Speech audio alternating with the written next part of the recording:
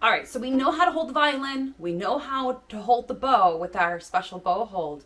Now let's combine them. First thing first is the bow itself. We need to make sure that it has rosin. If you have a brand new bow, you need to put a ton of rosin on it. It can seriously take like 15 minutes to get it really good. So when rosin first comes, it's usually nice and shiny and pretty, but you have to scrape it up. You can take some keys or scissors or something and scrape it so that it will start to release powder. And that powder will get inside of the hairs and make it sticky, because horsehair is naturally very slippy, but we need that friction to create vibration to make that sound, and that's the point of the rosin. So you want it so that there are no shiny hairs on here. We don't want it completely caked on so that as soon as we start playing, that's a poof of powder. We want to find somewhere in between. After the first time of it being rosined, you can give it just a few swipes before you play each time, and it will make sure that you have a good quality sound. I usually take the back of the wood to my hand and tap off the access like that, not over the violin, of course. So we're going to go into our violin position. If you want to do your 1, 2, 3, shoulder, chest, chin, that's going to get you to be in the best position. We want a good posture, feet firmly on the floor. And then we have that really good bow hold, whether you're doing your fox face or you're doing the more advanced bow hold. We're going to start here at the frog. And we're going to play between the bridge and the fingerboard. Try to get somewhere in between. So we start here and pull down. And then we push up for an up bow. So down and up. I like to think about my elbow opening like this and closing. So open elbow and close elbow. The shoulder's not involved in a whole lot other than to change strings. So if that shoulder is involved, then this is what happens. And we want it to keep it straight. We're going to try to keep the bow as straight as possible, parallel to the bridge and the fingerboard. And go back and forth. For now, it's best for you to practice complete full bows. You will be probably more comfortable and have a better sound more in the middle or at the tip, but we need to get more comfortable with the entire bow. So this is a great time to reflect and understand that you are learning a new skill and to have patience with yourself. You are going to make some absolutely terrible noises and absolutely wonderful noises. And we need to figure out how to do both. So feel free to experiment, and it's okay to be wrong. You're learning something new. You need to learn how to make those ugly noises so that you know how to not make those. And you need to practice being nice and light. If you have that gritty sound, you're probably not moving fast enough, or you have too much pressure. So really, you can lighten up and keep it moving. As soon as I go too slowly, then it starts to get gritty. So open up. Be really free with it. We're learning new skills, so we're going to have to make mistakes. So try everything else. See what happens as you hit other strings.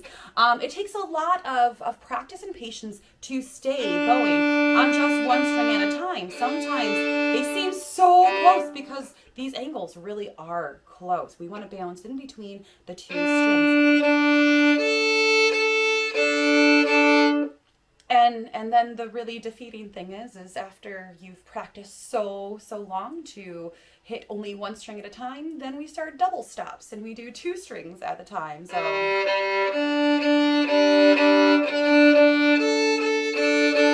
but that's in the future. Let's focus on just one string at a time.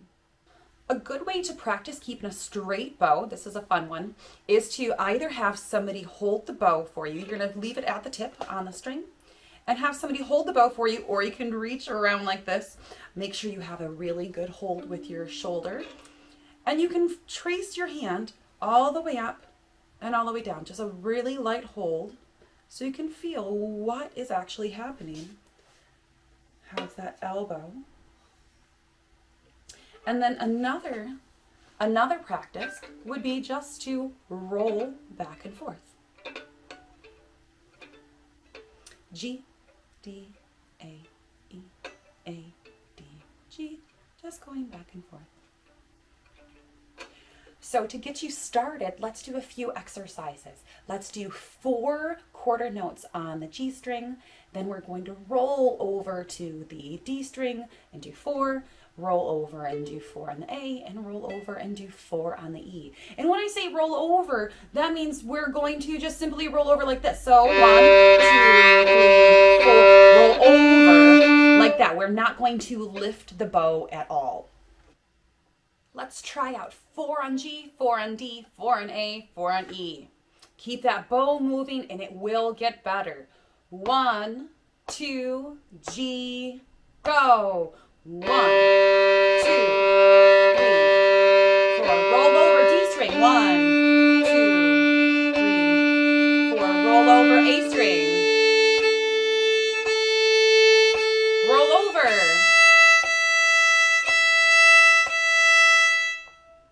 You can do that with half notes, you can do with whole notes, you can do with eighth notes. Just really feel how each string behaves, because each string does behave differently. A lot of people feel really comfortable either in the mid part of the bow or the tip of the bow. And that's because the weight of our hand isn't there to give us that gritty sound. So a lot of people will be very gentle with it up here. Learn how to have that same gentleness as you get closer and closer to the frog. So keep pushing yourself to go closer and closer to that frog.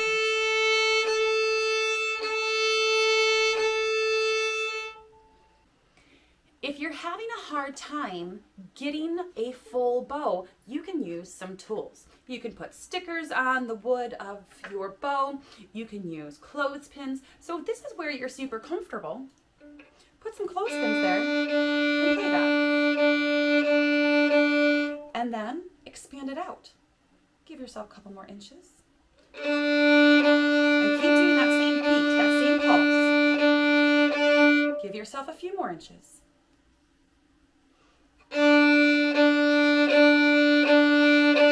I'm moving that bow faster and faster as I'm expanding, so that I can keep that same beat. And then eventually you can play without them.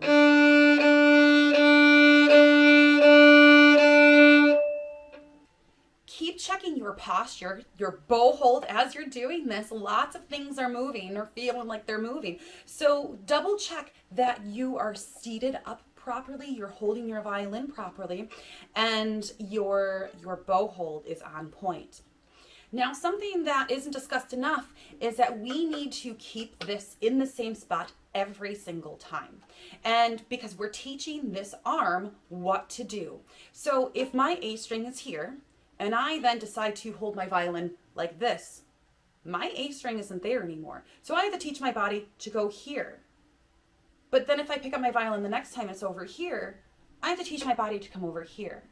So it's very important that you keep it in the same spot so your arm always knows exactly where each of those strings are. The brain can't multitask. The brain quickly switches attention between different tasks. So as you think that you're doing it, you think that you're multitasking, but you're quickly shifting your attention from the one thing to the other. From one thing to the other. So we have to make something automatic. We need to make sure that our bowing is very automatic and very comfortable so that we can shift our attention to doing those fingers.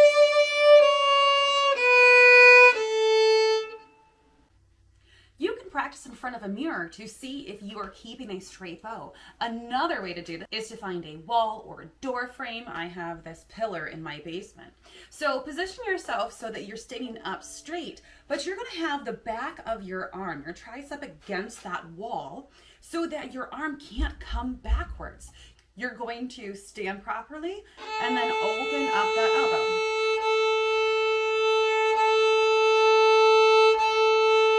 Because you can't come back without doing this, and we want to stay still.